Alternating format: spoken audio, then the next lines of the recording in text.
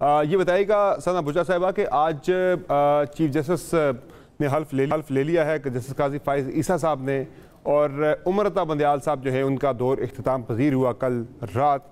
पहला फैसला ही जो डिसाइड किया है जस्टिस काजी फाइज ईसा साहब ने कि उन्होंने फुल कोर्ट बनाने का ऐलान किया है प्रैक्टिस एंड प्रोसीजर बिल के ऊपर, और इसकी गालिबन बराह रास्त इसको टेलीकास्ट भी शायद किया जाए, उस हवाले से भी इंतजामात को देखा जा रहा है।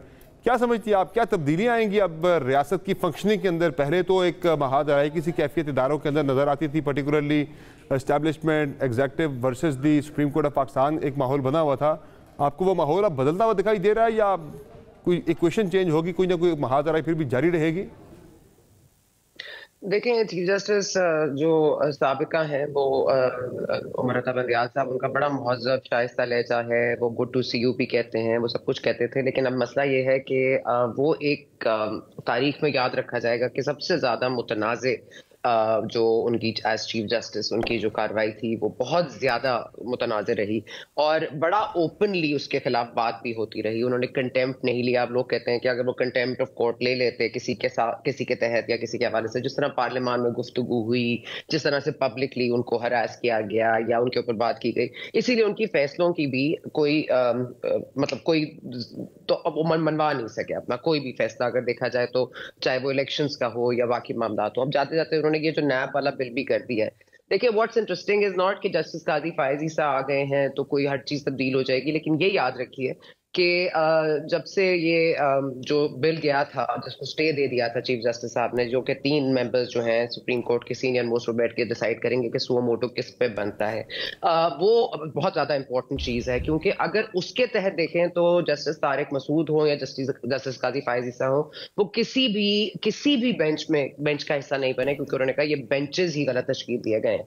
तो ये बड़ा इंटरेस्टिंग होगा कि क्या वो सारे फैसले जो पिछले दिनों में आए हैं उस बिल के बाद से, क्या वो भी खत्म कर दिए जाएंगे, उनको रीवर्क कर दिया जाएगा, उनको रद्द कर दिया जाएगा? This will be interesting to watch. लेकिन I think justice Qazi Faez ईसा ने जिस तरह हलफ लिया है, वो एक बड़ा एक पोजीशन उन्होंने लिया है। सरीना ईसा साहिबा को जब उन्होंने अपने पास मदऊ किया और उन्हें अपने साथ खड़ा करके हलफ लिया, it was a direct, I think वो ना कि सिर्फ ये कि अब राइट दे रहे थे अपनी वाइफ को या कोई खवातीन के राइट्स की बात कर रहे थे, लेकिन याद रहे कि यही प्रेसिडेंट जिन्होंने उनसे हल्फ लिया है, वही प्रेसिडेंशियल ऑर्डिनेंस के तहत उनको, जो प्रेसिडेंशियल रेफरेंस के तहत उनको ट्राई किया गया था।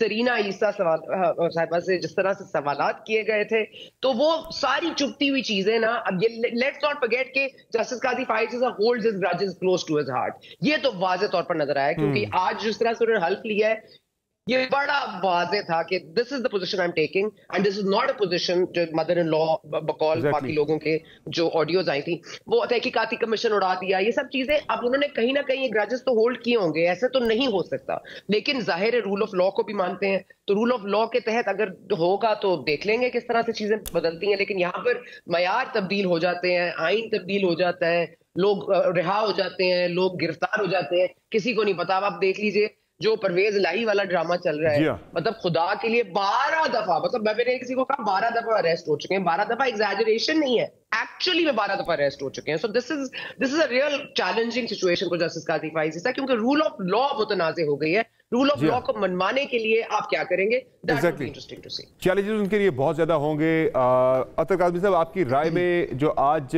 हल्फ वज़ारी की तकरीब में जस्टिस काजी फायज ईसा का अपनी अहलिया को साथ खड़ा करना, वो अहलिया के जो उनके केस के अंदर कभी FBR का चक्कर लगाती रही, कभी की तहकीकाती एजेंसियों के सामने वो पेश होती रही, आज उनको साथ खड़ा करने का मकसद तो यही था, एक पैगाम देना था उन लोगों को, उन इदारों को या फिर उन शख्सियात को कि जिन्होंने उनको कटहरे में खड़ा किया था।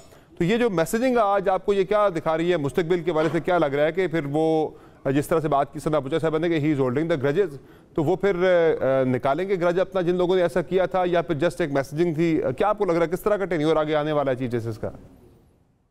देखिए, जहाँ तक उनकी अहलिया का साथ खड़ा होना, उनकी वो लाइफ पार्टनर हैं, अच्छे बुरे वक्त में उनकी साथ ही हैं, तो साथ खड़ा होना, टू बी ऑनेस्ट उनको बुलाना मेरे ख्याल में तो मुझे तो ये बड़ी एक पॉजिटिव चीज़ लगी। उसके साथ साथ उन्होंने ये एक पैगाम भी दिया। देखिए, पाकिस्तान जैसा मुआशरा जहाँ पे आधे से ज़्यादा ख़वातीन को आप जायदाद में हक़ नहीं देते, बड़े मसाइल हैं। 17 हमें 75 बरस हो गए हैं और सिर्फ 2 हमारी सुप्रीम कोर्ट की ख्वातीन जजेस हैं, तो वहाँ पे खातून का साथ आना, उनकी पार्टनर का साथ खड़ा होना, मेरे ख्याल में ये बड़ा ही, मैं तो इसको पॉजिटिव नज़र से देखता हूँ। और उसके साथ साथ जो दीगर, बेशक एक बड़ी पॉजिटिव चीज़ है, लेकिन साथ उसके ज़रा एक मैसेजिंग भी होती है। जी जी बिल्कुल।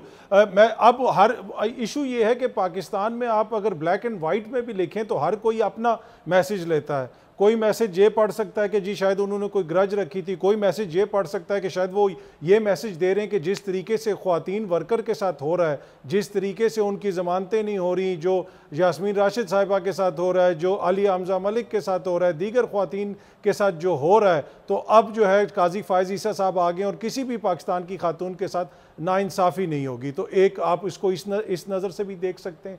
दूसरी, अब उनका जो दौर है, ऑब्वियसली चैलेंजेस उनके लिए बहुत ज़्यादा हैं। आई होप कि वो ग्रजेस नहीं रखेंगे। वो जो कानून को की जिस तरीके से बेतौकीरी हुई और जाने वाले चीफ जस्टिस साहब ने अपने फैसले के अंदर लिख दिया कि अदलिया के फैसलों की बेतौकीरी होती रही, उस बेतौकीरी को रोकने के लिए उन्होंने कुछ किया या नहीं किया वो तो हिस्ट्री जज करेगी। लेकिन अब काजी फायज़ ईसा साहब के पास ये मनसब है, हम देखते हैं कि वो चीज़ों को आगे किस तरह ले कर चलते हैं। दूसरी बात यह है कि अब उन्होंने एक फुल कोर्ट बेंच भी बना दिया, जिसका आपने भी जिक्र किया कल वाले प्रैक्टिस एंड प्रोसीजर जो बिल है उसमें।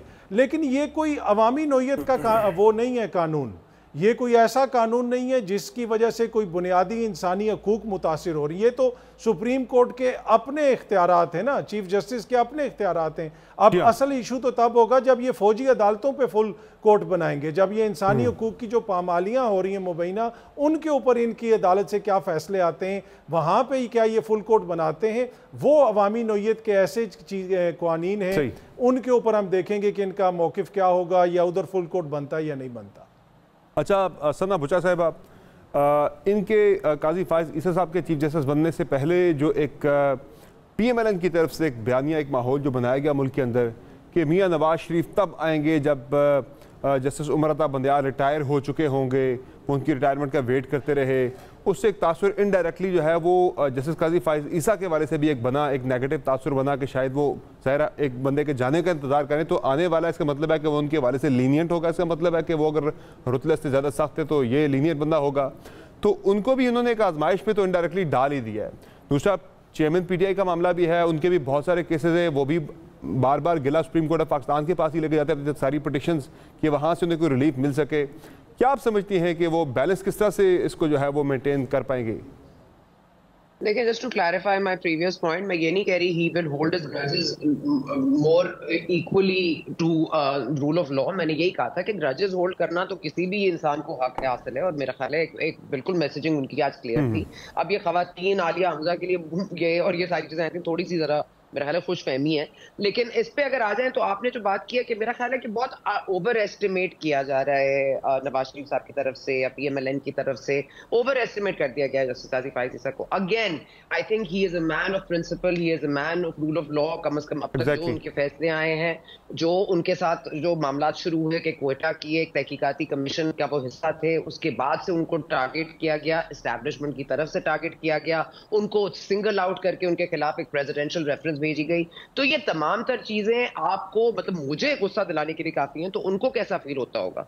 तो मैं ये समझती हूँ कि जो गैर कानूनी या अपनी प्रमोशन से पहले आउट ऑफ टर्न प्रमोशंस, ये जो चीफ जस्टिस जो हैं आके जो जस्टिस हैं, इनको भी पहले वापस भेजेंगे कि सबसे पहले तो उनकी टास्क ये होगी कि अपना ये जो बेंच है इसको साफ करें।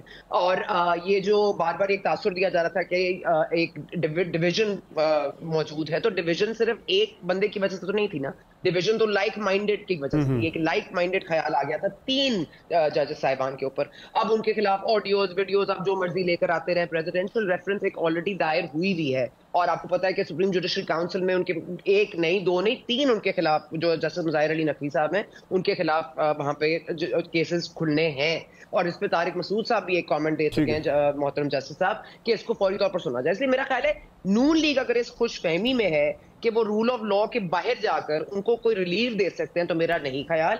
लेकिन ये बिल्कुल सही है कि जो पार्लियामेंट को ओवरस्टेप करते रहे बंदियाल साहब, और जो एक पार्टी को फेवर देने का एक तासुर आता रहा, तो मेरा ख्याल है वो कंटिन्यू नहीं होगा। लेकिन again challenging situation, things at large, क्योंकि इंतखाबात है, हो सकता है वो हल्का बंदियों को ही उड़ा दें और कहें इलेक्शन कमीशन को कि आप इलेक्शन कराएं, हो सकता है वो पार्लियामेंट को सुप्रीम मानते हुए इलेक्शन कमीशन को इख्तियारात दे दें।